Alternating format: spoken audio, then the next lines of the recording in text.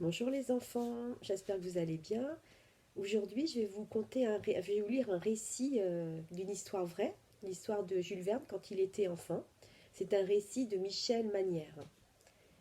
Jules Verne, le fameux écrivain qui, bien des années avant leur invention, imagina le sous-marin, le télescope géant et la capsule spatiale, fut d'abord un jeune garçon fasciné par les grands voiliers qui remontaient la Loire jusqu'à sa ville natale de Nantes et sur lequel il rêvait de s'embarquer pour l'Amérique ou pour les Indes.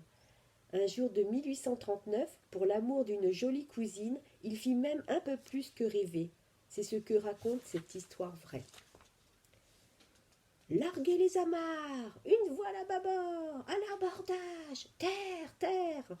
Les marins que l'on entend crier ainsi sont deux garçons de 7 et 8 ans, Paul et Jules Verne, occupés à leur jeu préféré, se poursuivre dans l'herbe en imaginant qu'ils courent sur le pont d'un navire, grimper dans un pommier comme au mât de Mycène, et de là-haut scruter l'horizon à travers une lunette imaginaire. Et qu'importe si le verger où ils jouent s'étend loin de la mer en pleine campagne nantaise.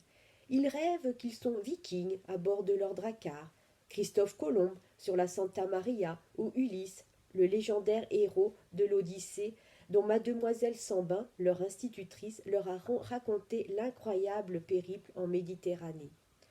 D'autres fois, ils se prennent pour deux de ces navigateurs modernes dont parlent les journaux. Nous sommes en 1836 et les premiers clippers battent des records de vitesse pour gagner la Chine, l'Australie ou les États-Unis, d'où ils rapportent du thé, de la laine ou du blé. On parle même d'une prochaine traversée de l'Atlantique en bateau à vapeur. Tu te rends compte, Moussaillon s'exclame Jules à l'adresse de son frère. Plus besoin de vent, ni de mât, ni de voile. Mais Paul boude. Il en a assez d'être le mousse qui doit obéir au capitaine. Pourquoi c'est toujours toi qui commandes? Parce que je suis le plus vieux, rétorque Jules. Et puis moi, je suis né sur une île. Sur une île, Paul est interloqué. Tu parles pour de vrai? Évidemment. Tu peux demander à papa hein, si tu ne me crois pas. Leur querelle est interrompue par l'irruption de la petite Caroline, leur cousine. Jules, Paul, c'est l'heure du déjeuner. Les deux garçons dégringolent de l'arbre où ils étaient perchés et gagnent la maison en courant. Les enfants bien élevés ne parlent pas à table. Paul le sait. Pourtant, il ne peut s'empêcher de demander entre deux bouchées. Dis, papa, c'est vrai que Jules est né sur une île? Monsieur Verne hésite, jette un coup d'œil vers Jules, puis, cachant mal son envie de sourire, déclare très sérieusement. Parfaitement. Ton frère est né sur l'île Fédot. C'est loin? S'enquiert Paul, épaté. Monsieur Verne fait mine d'hésiter, le regard perdu dans les lointains de cette île mystérieuse, puis lâche abruptement. 15 kilomètres. Paul tombe des nues. Son père précise. Tu la connais, cette île. Elle est en plein centre de Nantes, entre deux bras de la Loire. C'est là que nous habitions quand ton frère est né. Il ne t'a donc pas menti. Mais il m'a bien eu, pense Paul en regardant son frère d'un œil noir. Moi qui croyais que toutes les îles étaient au bout du monde. Fini les leçons à domicile de mademoiselle Sambin. Dès la rentrée, Jules se retrouve pensionnaire à Nantes, au collège de Saint-Stanislas. Là, il cesse d'être le capitaine, seul maître à bord après Dieu. Beaucoup de ses camarades sont plus vieux, plus forts et plus hardis que lui. Et puis, il n'est plus le seul à être né sur une île.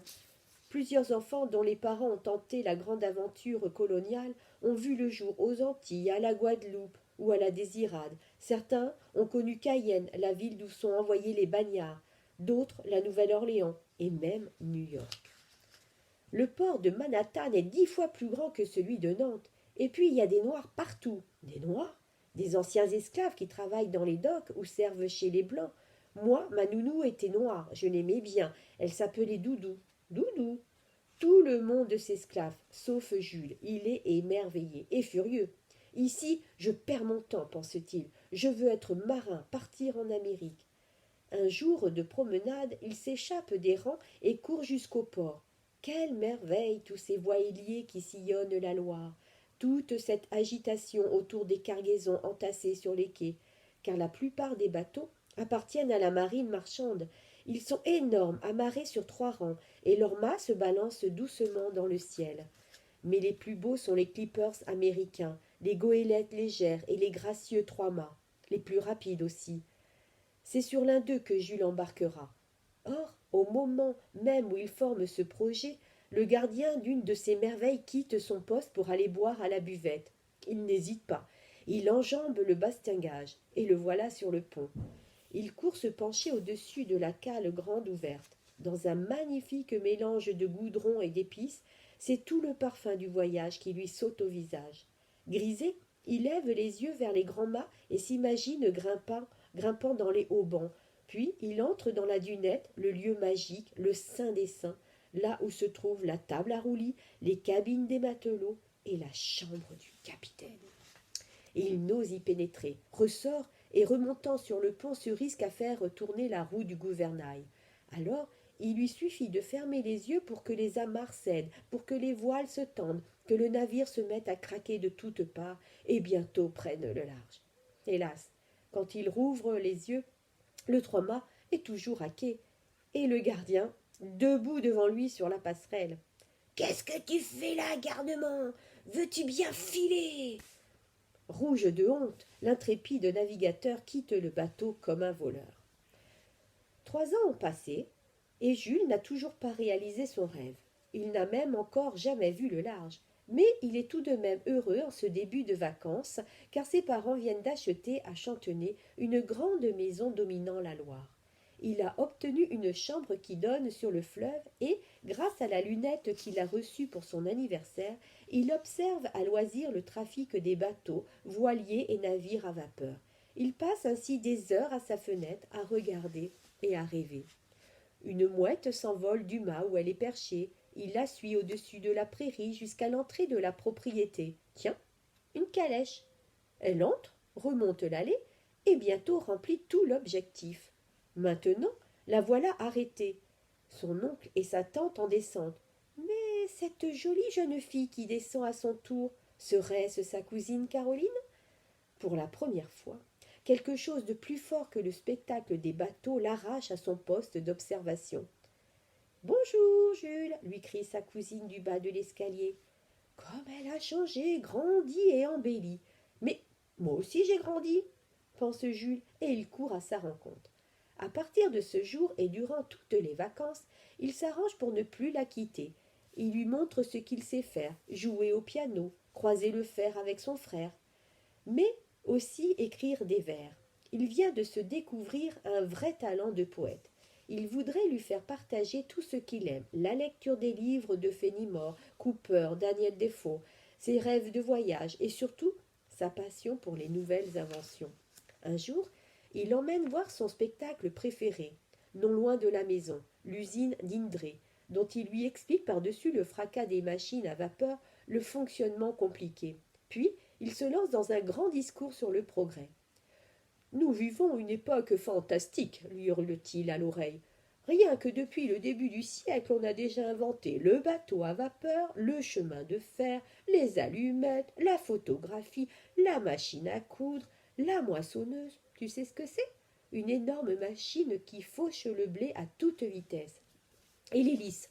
Tu as déjà vu un bateau à hélice? Dans 10 ans, les vapeurs à aube, c'est terminé. L'hélice est beaucoup plus rapide. Et la plume en métal. Hier, je t'ai vu écrire avec une plume d'oie. Fini les plumes d'oie. Et le revolver, ça te dit quelque chose? C'est un pistolet qui contient plusieurs balles. On peut tirer 10 fois sans le recharger. Merveilleux, non? Et ce n'est qu'un début. Avec l'électricité, on va bientôt pouvoir tout faire, éclairer les maisons, communiquer à distance, soigner les gens peut-être. Un jour, on aura des engins pour voler, pour aller sous la mer, sous la terre, au pôle sud, au pôle nord. Et peut-être sur la lune, qui sait? Ah, Caroline, c'est tellement, tellement... Au lieu de finir sa phrase, il lui saute au cou. Or, la cousine ne partage pas du tout son enthousiasme pour le progrès, à moins qu'elle ne trouve l'endroit trop peu romantique pour un premier baiser. Elle le repousse et s'enfuit en courant. Le lendemain, Jules fait la tête. Caroline sait pourquoi et se tient à distance, mais Paul, qui n'a rien compris, insiste pour qu'ils louent un bateau comme ils l'ont déjà fait à plusieurs reprises et descendent la Loire entre les bancs de sable. Décide-toi avant que la marée monte. Je t'ai dit non, crie Jules. Mais tout à coup, il se ravise. Et puis si, après tout, je vais louer un bateau. Mais tout seul, je n'ai besoin de personne, moi. Il a lancé ces derniers mots en direction de Caroline qui, à 10 pas de là, feint de ne rien entendre. Une heure plus tard, seul sur une mauvaise yole, il se sent l'âme d'un aventurier qui n'a plus rien à perdre. Emporte-moi où bon te semble mon beau navire, s'écrie-t-il, au bout du monde ou au fond de l'eau. Apparemment, le navire choisit le fond de l'eau, car à peine Jules a-t-il proféré ces mots que les bordages cèdent et que l'eau s'engouffre dans la coque. La yole coule à pic aussitôt. C'est marée haute, et la plupart des bancs de sable sont immergés. Jules, entraîné par le courant, s'accroche in extremis au roseau d'un îlot. Sauvé! Ses vêtements sont trempés, mais il sait que dans quelques heures ils auront séché et qu'une fois la marée redescendue, il pourra regagner Chantenay à pied avec de l'eau jusqu'aux chevilles. Pourtant, il joue à se faire peur. Et si la marée ne redescendait jamais? S'il était condamné à vivre ici le reste de ses jours? Si un fauve embusqué l'attaquait? Ou une tribu de cannibales? Il pense au Robinson suisse dont il vient de lire les aventures, et il envie d'avoir fait naufrage avec toute sa famille.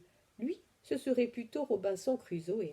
Alors, se prenant pour le héros de Daniel Defoe, il se fabrique une ligne avec un roseau et des hameçons avec des épines. Puis, ayant posé cette ligne, il tente de faire du feu en frottant 2 morceaux de bois l'un contre l'autre, mais en vain. Alors, il cherche des coquillages, imagine un piège pour prendre du gibier. Bref, il s'occupe si bien qu'il est tout surpris le soir venu de voir le fleuve à marée basse. Il n'a plus qu'à rentrer comme prévu, à pied, ses chaussures à la main. Bien sûr, son père l'accueille avec des cris et lui fait la leçon. Mais sa mère le serre dans ses bras comme s'il venait d'échapper à la mort. Et Paul le regarde avec des yeux d'envie. Quant à Caroline, elle est aussi émue qu'admirative. Le soir même, il recueille sur sa joue le fruit délicieux de son exploit, un tendre des baisers sous la tonnelle au clair de lune. Un jour, lui murmure-t-il mystérieusement, je ferai pour toi une grande chose, une très grande chose. Les jours qui suivent sont idylliques, sauf pour Paul, qui perd son compagnon de jeu. Jules le délaisse pour Caroline, pour bavarder avec elle, lire à 2 voix les aventures de bas de cuir, faire du piano à 4 mains et même du bateau sur la Loire. Ils s'écrivent aussi des poèmes qu'ils glissent entre 2 pierres moussues dans le mur du vieux pigeonnier où chacun d'eux sait pouvoir les trouver. Hélas, les vacances s'achevant, la perspective de devoir regagner le collège Saint-Stanislas assombrit l'aspiration de Jules. S'il fallait te quitter à la morte saison pour les sombres devoirs et les tristes leçons, je choisirais l'exil plutôt que la prison. Le soir où elle trouve ce poème, Caroline l'emporte dans sa chambre et le glisse comme les autres sous son oreiller. Elle comprend mal ce qu'il veut dire et se promet de se faire donner des explications le lendemain. Mais le lendemain, elle est réveillée par des cris. « Jules a disparu !» Comme on la questionne, elle se garde bien de montrer le poème. Elle s'habille en hâte et court au pigeonnier. Un nouveau papier a été glissé entre les pierres. Elle le déplie et lit. « Caro, mamie, n'en veux pas à la Coralie. Si je tente aujourd'hui l'aventure maritime, c'est pour en remporter des perles les plus fines, un collier de corail pour ma Caroline. » Qui peut bien être cette Coralie, s'inquiète-t-elle. Un bateau, crie une voix dans son dos. C'est Paul. Il l'a suivi. Il lui arrache la feuille des mains et court la porter à son père. Nom de nom, s'écrie M. Verne. Ce coquin ne s'est tout de même pas embarqué clandestinement. Vite, au port. Le vieux Justin attelle la voiture à toute vitesse et 10 minutes plus tard, ils arrivent sur le quai. Pas de trace de Jules ni de Coralie. Elle est partie à l'aube, déclare le capitaine du port, direction les Indes. Si vous faites vite, vous le rattraperez peut-être. Elle doit faire escale à Paimboeuf. Jamais Justin n'a houspillé pareillement ses chevaux. Ils arrivent à Paimboeuf, épuisés, Mais le trois-mâts est toujours là, superbe, toute voile dehors, prêt pour le grand voyage. Monsieur Verne se précipite. Scandale à bord. Un passager clandestin. C'est impossible. Et pourtant, un quart d'heure après, deux matelots extraient de force au fond de la cale un Jules tremblant, rouge de honte, serrant contre lui son grand baluchon. Son père ne dit rien tout d'abord. Il se contente de l'excuser auprès du capitaine. Mais dès qu'il se retrouve seul à seul, laissant exploser sa colère, il lui flanque une terrible correction. Alors la honte de Jules se transforme en fureur. Il hurle. Tu auras beau faire, un jour je partirai, oui, je partirai, je partirai, je partirai. Jules tint sa promesse, mais bien des années plus tard et sur ses propres bateaux, des voiliers de plus en plus grands qui l'emmènent en Angleterre, en Norvège, puis autour de la Méditerranée, dans le sillage du héros de son enfance, Ulysse. L'Amérique, il s'y rendit avec son frère en 1867, à bord du Great Eastern, le plus grand paquebot du monde puisqu'il pouvait embarquer 4000 passagers. Mais ces voyages les plus fantastiques, ces voyages extraordinaires comme il les appelle, Jules les fit en imagination, en écrivant des livres qui, aujourd'hui encore, permettent à ses lecteurs de le suivre 20 milieux sous les mers, au centre de la Terre, 5 semaines en ballon, sur l'île mystérieuse, de la Terre à la Lune, ou pour un inoubliable tour du monde en 80 jours. Libre à toi de partir avec lui. Voilà les enfants, je vous conseille vivement de lire les livres de Jules Verne. Ce sont de très très bons livres. Voilà, à très bientôt, bonne journée.